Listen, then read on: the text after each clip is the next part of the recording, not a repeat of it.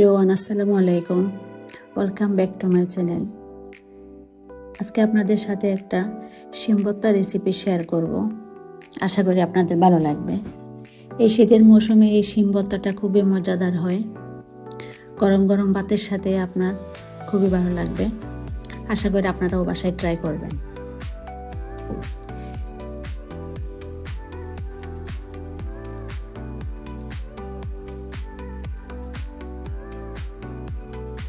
চলুন এবার আমরা মূল রেসিপিতে চলে যাই। তার জন্য আমি চুলায় একটা ফ্রাই প্যান বসিয়ে সামান্য কিছু রান্নার তেল দিয়ে দিয়েছি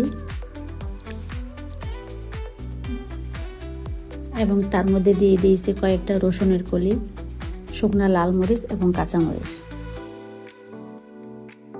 রসুন এবং মরিচগুলোকে আমি একটু ভালো করে বেটে নিচ্ছি। রসুনটা যাতে নরম হয়ে যায় ততক্ষণ পর্যন্ত আমি ভাজতে থাকবো,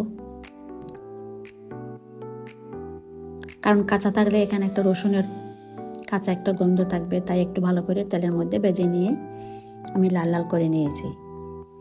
এখন আমি রসুন এবং মরিচটা একটা শিলপাটার মধ্যে বেটে নিচ্ছি। এভাবে আমি বেটে নিয়েছি। তার মধ্যে দিয়ে দিলাম পেঁয়াজ কুচি। পেঁয়াজটা আমি আগে থেকে কেটে রেখেছিলাম। মরিচ এবং পেঁয়াজ একসাথে ভালো করে মেখে নিচ্ছি।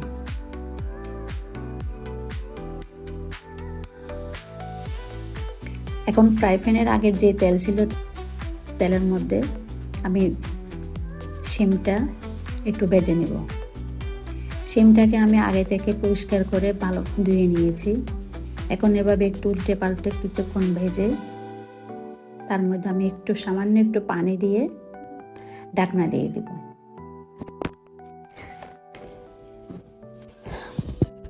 5-7 মিনিট এভাবে সিদ্ধ করে নেব, যতক্ষণ পর্যন্ত আপনার শিমটা নরম না হওয়া পর্যন্ত সিদ্ধ করে নিতে হবে। তারপর একটু নেড়ে চেড়ে উঠিয়ে নেব। এই শিমটা আমি এখন একটা শিলপাটার সাহায্যে বেটে নেব। এই যে পাটাতে বাটিয়ে যে ভর্তাটা করা হয় খুবই মজাদার হয়। অনেকে দেখা যায় আপনার ব্লেন্ডারের মধ্যে করে নেয়, কিন্তু ব্লেন্ডারের চাইতেও বেশি আপনার এই যে পাটায় বাটা যে ভর্তা করা হয় ওইটা কিন্তু খুবই মজা হয়।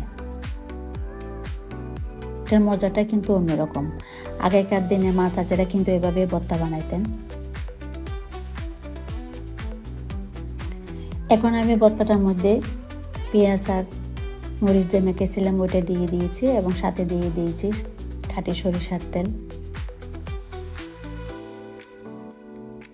তেল দিয়ে আমি ভালো করে একটু মেখে নিচ্ছি।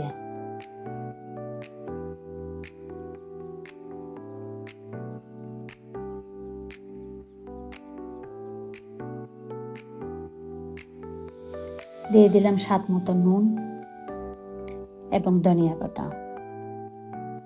আরও একটু ভালো করে নেড়ে ছেড়ে মাখিয়ে নিচ্ছি। এভাবে মাখিয়ে নিয়ে আমার একদম ভর্তাটা রেডি হয়ে গেল।